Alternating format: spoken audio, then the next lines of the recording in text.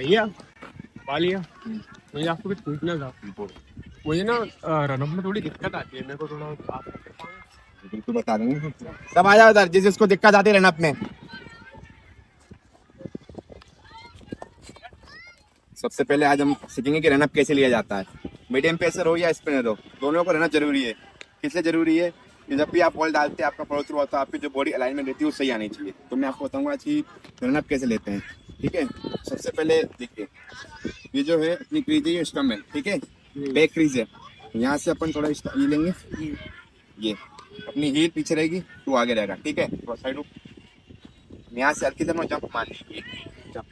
ठीक है, अब यहाँ पे मुझे क्या करना, लाइन बनाना है।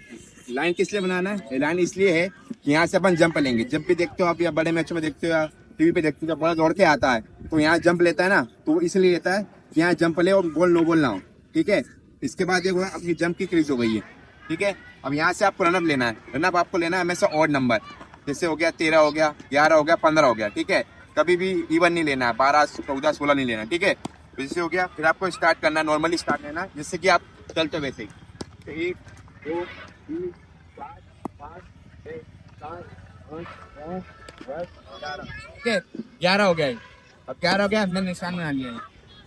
एक नॉर्मल हो गया। ठीक है, अब मैं हल्का सा एक कदम पीछे खड़ा जाऊंगा। ये क्यों? क्योंकि एक कदम पीछे इसलिए खड़ा हो रहा हूँ क्योंकि मुझे एक कदम स्टार्ट करने में लगेगा।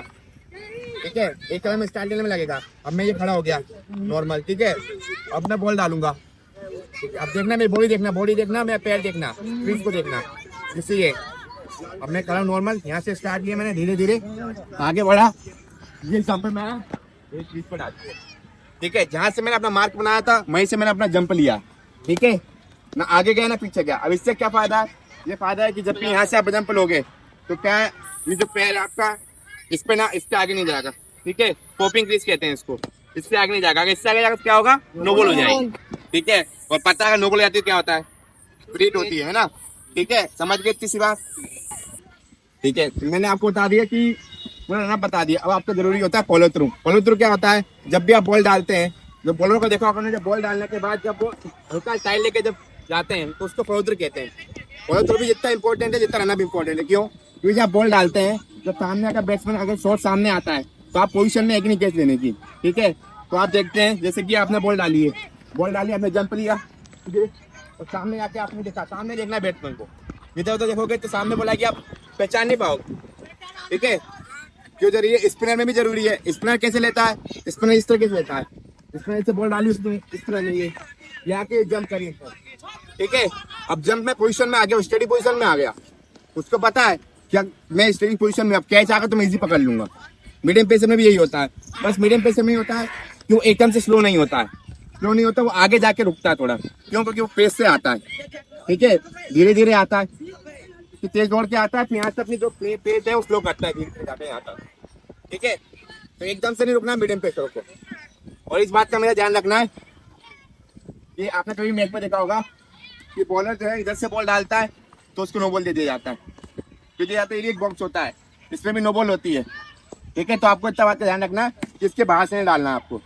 ठीक है, और हमेशा अपना जो जंपिंग क्रीज है उसको मेरा ध्यान में रखना है, मार्क को ध्यान में रखना है। क्यों? अगर आप जंप सही से लोगे तो आपकी जो बॉडी है वो सही आएगी, और आपका जब लैंडिंग सही होगा ना तो आप बॉल से फेंक पाओगे। ठीक है, जब बहुत से लोगों की गलती देखी है मैंने कि वो जंप तो सही ले लेते हैं और जो उनकी लैंडिंग होती है वो लैंडिंग सही नहीं होती है। क्यों नहीं होती है? क्योंकि वो जंप सही से करते नहीं है। क्योंकि जो बॉडी रहती है, बॉडी अलाइनमेंट अलग रहती है। ठीक है, अब मैं आपको बताऊंगा कि रनअप हो गया, आपको फॉलो थ्रू हो गया। उसके बाद जो आप सबसे बड़ी गलती करती है, जो बॉडी आपकी अलाइनमेंट है, कि जब आप बॉल डालते समय आपकी बॉडी किस तरीके से रहनी चाहिए। ठीक है, किस तरीके से रहनी चाहिए बॉडी। जब भी आप देखते जाते हैं बॉलरों को, मीडियम पेसर को, जब भी एनालाइज बताते हैं, भी टीवी बताते हैं ना, एनालाइज बताते हैं किस तरीके से बॉडी किसकी आ रही है, ज्यादातर आप क्या देखते हैं, उसकी बॉडी में सीधी आती है कि टेढ़ी आती है? सीधी बताएगा ना। हाँ, सीधी क्यों जरूरी है? हेड पोजीशन क्यों जरूरी है? इसलिए जब आप बॉल डाल रहे हैं, अगर आपका हेड है इस तरफ गिरेगा तो सीधी सी बात है, जिस तरफ आपका हेड गिर रहा है उस तरफ भी आपकी बॉल जाएगी। ठीक है, तो आपको क्या रखना है? हेड पोजीशन में से स्टिल रखना है, हमेशा सामने देखना है, बैट्समैन को देखना है, अपने टिप्पा को देखना है, जहाँ डालना है आपको। ठीक है, समझ गए? कहाँ देखना है हमेशा?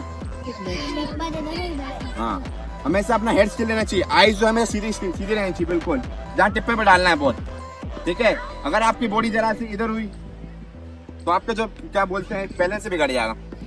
देखा होगा आपने, जब हम कुछ ज्यादा एक्स्ट्रा करने जाते हैं तो हमारा जो बैलेंस है बॉडी का या वाइट दिख जाती है, वो इसी कारण से दिखती है। क्यों? क्योंकि हम एक्स्ट्रा करने की सोचते हैं। जब हमें ज्यादा रन आते हैं तो हम ये सोचते हैं कुछ एक्स्ट्रा करें, यही एक्स्ट्रा करने के कारण हम जो अपनी बॉडी के अलाइनमेंट है उसको अलग से टेढ़ा कर देते हैं, ठीक है, समझ गए? थैंक यू यार। Thank you.